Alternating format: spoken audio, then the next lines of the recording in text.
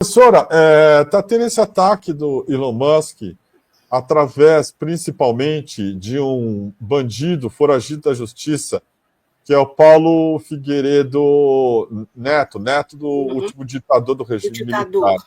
É. Uhum. E esse Paulo Figueiredo, ele está orgulhoso de ter dado uma dica para o Elon Musk sobre como congelar os ativos do Elon Musk, supostamente, que tem nos Estados Unidos.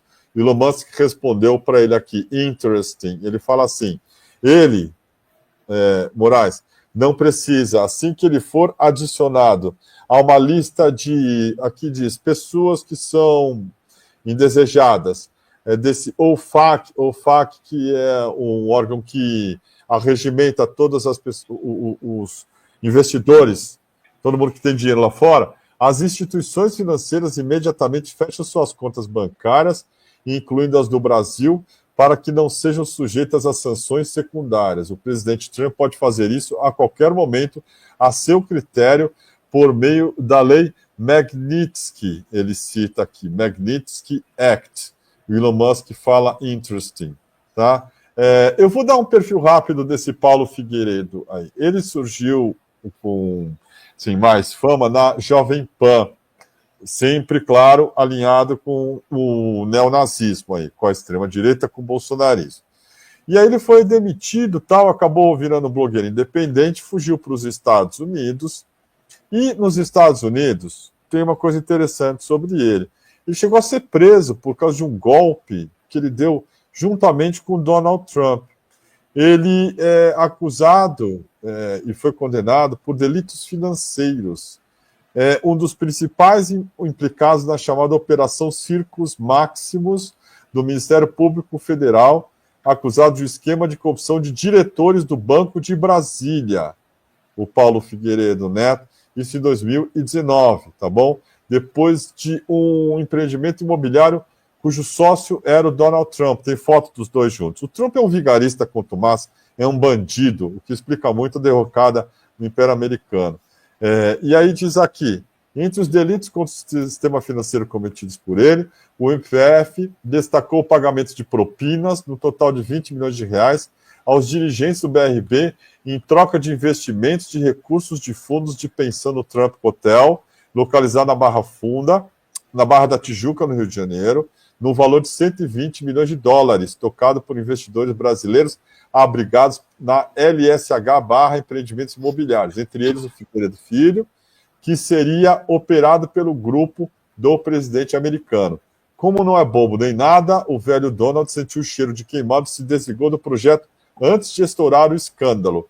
Naquele mesmo ano, a Circus Maximus expediu um pedido de prisão do Paulo Figueiredo Filho, neto do João Batista Figueiredo, que à época já residia em Miami, onde se encontra até hoje. Foragido, ele só foi preso no fim de julho do mesmo ano pelas autoridades americanas, porque havia um alerta da Interpol em seu nome, tá?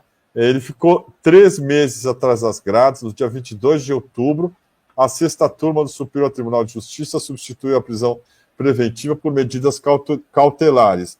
Então, é esse delinquente, esse corrupto, esse palhaço aqui que está do lado do Eduardo Figueiredo, que está sempre com o Eduardo Bolsonaro lá nos Estados Unidos, que está dando dicas para o Elon Musk sobre como, sei lá, né, congelar os ativos, supostos ativos do Alexandre de Moraes, e como tirar do Alexandre de Moraes a possibilidade também de viajar para os Estados Unidos. O que está por trás disso aqui, professora? Por favor. Bom, Kiko, você falou coisas da maior importância, trouxe dados da maior importância. Eu acho que a gente pode tentar debulhar e aprofundar um pouco mais isso, né?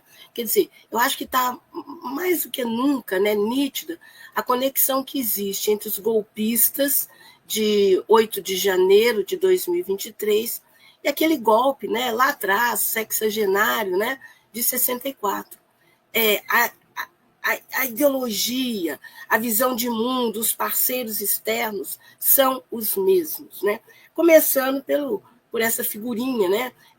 Neto de ditador, que é o Paulo Batista Figueiredo Neto, né?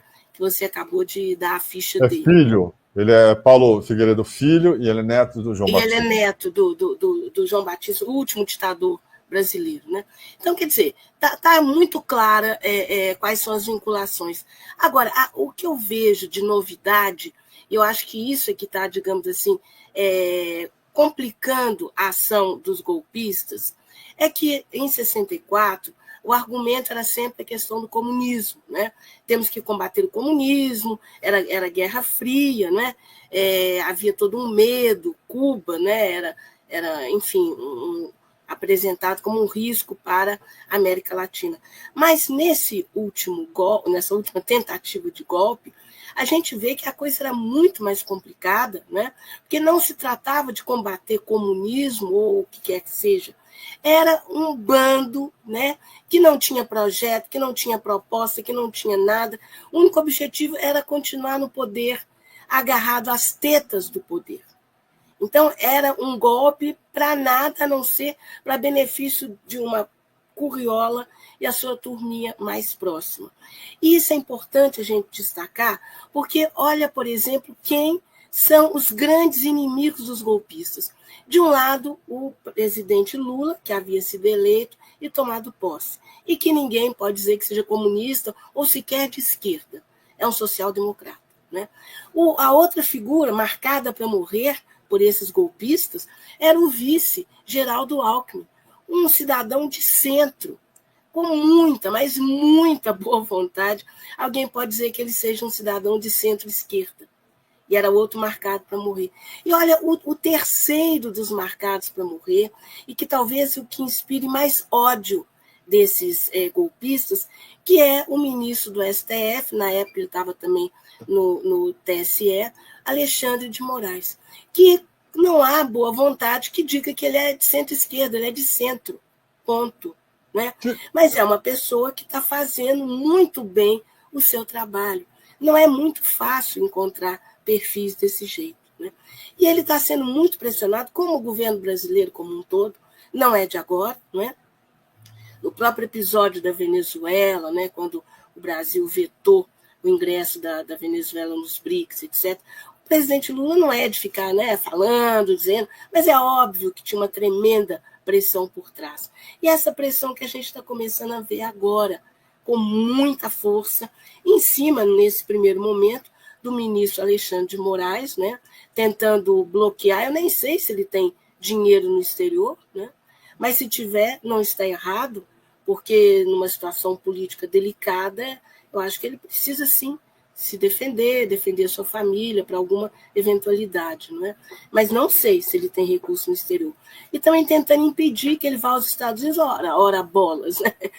Será que está todo mundo morrendo para ir aos Estados Unidos, que quer enlouquecidamente aos Estados Unidos? Tem tantos lugares maravilhosos no mundo para ir, sem ser Estados Unidos, mas é claro que é uma pressão, não é? É uma tentativa de um império decadente dizer que manda no mundo, que é xerife do mundo. E mais do que nunca, digamos, está na hora, ou passando da hora, do Brasil deixar muito claro que é um país independente, soberano, que tem as suas leis, que as suas leis têm que ser respeitadas, suas leis são feitas aqui. Não temos as melhores leis do mundo, ao contrário, né? Mas são as leis que nós temos, feitas pela nossa gente, por seus representantes. Então não tem essa de Estados Unidos dizer que é isso, que é aquilo. Vamos, né, reagir, rebater, claro que dentro da diplomacia, mas se for preciso, né, digamos, bater duro na mesa também. E acho que hoje o governo brasileiro, o Brasil, ele tem uma posição bem mais tranquila e mais, digamos, forte do que em 64. Hoje o Brasil não está sozinho, né? Ele está dentro de um grupo bastante expressivo na América Latina, de governantes progressistas na América Latina. Né? Eu estou citando o Maduro, a Cláudia Sheinbaum, né? Agora... BRICS. Como? O BRICS. O BRICS também, claro, fundamental o BRICS. Então, o Brasil não está sozinho nesse mundão, não, né?